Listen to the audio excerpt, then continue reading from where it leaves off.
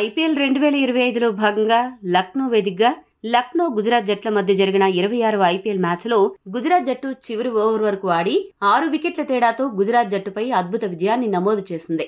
తోటరాముడి ప్రాణం చిలకలో ఉన్నట్లు ఈ రెండు జట్ల బ్యాటింగ్ బలం మొత్తం టాప్ 3లోనే ఉంటుంది.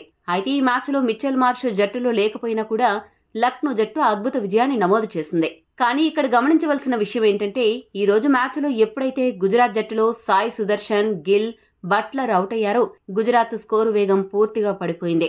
అలానే గుజరాత్ జట్టులో మార్కరం, పూరన్ ఎప్పుడైతే అవుట్ అయ్యారో అప్పుడు మిడిల్ ఆర్డర్ ఒక్కసారిగా ఒత్తిడిలోకి వెళ్లిపోయింది. ఎప్పుడూ గెలవాల్సిన మ్యాచ్ను చివరి ఓవర్ వరకు ఆడాల్సి వచ్చింది. కాబట్టి భవిష్యత్తులో ఏ జట్టైనా ఈ రెండు జట్లపై ఆధిపత్యం చెలాయించాలంటే మొదటి 10 ఓవర్లలోనే మొదటి 3 వికెట్లను తీసేస్తే అప్పుడు ఈ రెండు జట్లపై విజయం సాధించడం చాలా సులభం అవుతుంది. ఇక టేబుల్ టాపర్ గా ఉన్న గుజరాత్ టైటాన్స్ వరుస విజయాలతో దూసుకుపోతోంది. అలాంటి గుజరాత్ జట్టుకు లక్నో జట్టు ఆల్రౌండ్ పర్ఫార్మెన్స్ తో చెక్ పెట్టింది. జట్టులో బాగా పేరు ఉన్న బౌలర్లు ఎవరూ లేకపోయినా కూడా లక్నో బ్యాటర్లు, బౌలర్లు అద్భుతంగా బౌలింగ్ చేశారు. అదే సమయంలో పురాణ్ విధ్వంసకర ఇన్నింగ్స్ తో ఒంటి చేత్తో ప్రత్యర్థుల నుండి మ్యాచ్ లాగేసుకుంటున్నాడు. వాళ్ల ఆత్మస్థైర్యాన్ని దెబ్బతీస్తున్నాడు. ఈ మ్యాచ్లో కూడా అదే జరిగింది.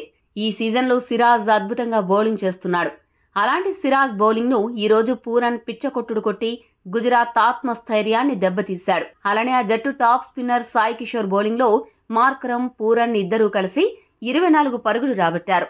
అలా గుజరాత్ టాప్ బౌలర్లను లక్నో బ్యాటర్లు ఒక ప్లాన్ ప్రకారంగా టార్గెట్ చేసి మడతెట్టేశారు. పాయింట్స్ టేబుల్ చూసుకుంటే గుజరాత్ వరుస విజయాలకు మొత్తానికి లక్నో జట్టు చెక్ పెట్టింది. ఈ మ్యాచ్లో లక్నో ఒక మంచి విజయాన్ని సాధించి 6వ స్థానం నుండి ఏకంగా 3వ స్థానానికి దూసుకువెళ్లింది. ఒక్కసారిగా టాప్ 4లో స్థానం దక్కించుకోవడంతో బెంగళూరు జట్టు టాప్ 4లో స్థానం కోల్పోయి 5వ స్థానంకి పడిపోయింది. మరోవైపు గుజరాత్ జట్టు ఈ ఓటమితో వారి అగ్రస్థానాన్ని కోల్పోయారు. 2వ స్థానంకి దిగజారిపోయింది. మొత్తానికి లక్నో జట్టు నెమ్మదిగా ప్రత్యర్థులకు షాక్ ఇస్తూ ముందుకు దూసుకుపోతోంది. ఈ మ్యాచ్లో గుజరాత్ జట్టు మొదటి 5 ఓవర్లలో 4 క్యాచ్లు డ్రాప్ చేసింది. అదే సమయంలో మొత్తం మ్యాచ్లో గుజరాత్ జట్టు 6 క్యాచ్లు డ్రాప్ చేసి ఒక రనౌట్ ని కూడా మిస్ చేసింది. ఈ మ్యాచ్లో గుజరాత్ చెత్త ఫీల్డింగ్ ఆ జట్టు కొంప ముంచింది. తప్పు మీద తప్పు చేస్తూ గుజరాత్ జట్టు విజయాన్ని పువ్వుల్లో పెట్టి లక్నోకు అందించింది. టాస్ గెలిచిన లక్నో జట్టు మొదట బౌలింగ్ చేయాలని నిశ్చయించుకుంది. బ్యాటింగ్ కు దిగిన గుజరాత్ జట్టుకు ఓపెనర్లు సాయి సుదర్శన్, శుభ్మన్ గిల్ అద్భుతమైన బ్యాటింగ్ తో అదిరిపోయే ఆరంభాన్నిచ్చారు.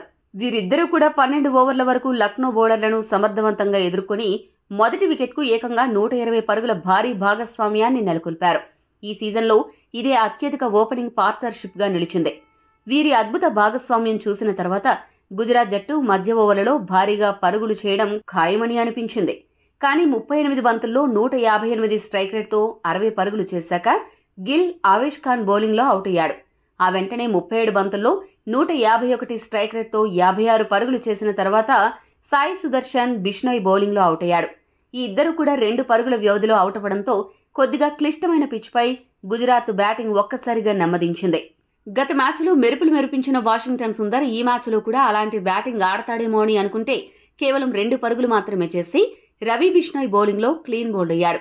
ఈ షాక్ నుండి తేరుకోకముందే జోస్ బట్లర్ 16 పరుగులు మాత్రమే చేసి దిగ్వేష్ రతి బౌలింగ్లో భారీ షాట్కు ప్రయత్నించాడు.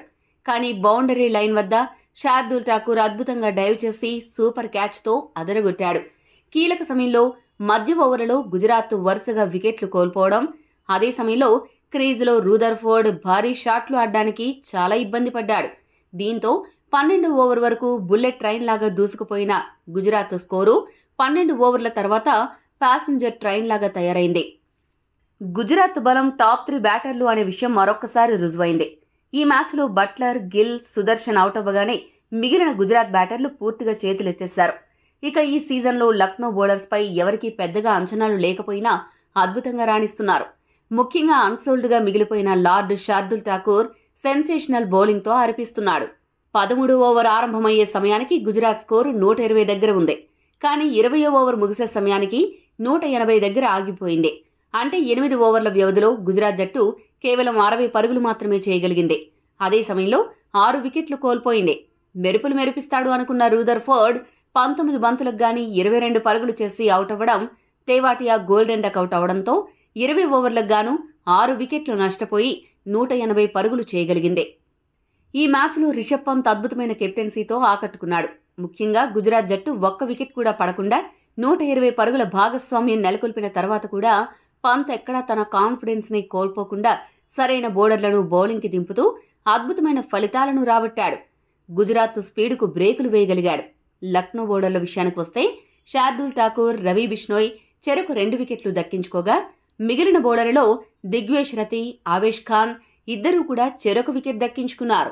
181 పరుగుల విజయ లక్ష్యంతో బరిలోకి దిగిన లక్నో జట్టుకు ఓపెనర్లుగా మార్కరం, రిషబ్ పంత్ క్రీజులోకొచ్చారు. మిచెల్ మార్ష్ కూతురికి ఆరోగ్యం సరిగ్గా లేని కారణంగా అతను ఈ మ్యాచ్కు దూరమయ్యాడు. దీంతో రిషబ్ పంత్ ఓపెనర్గా వ్యవహరించాడు.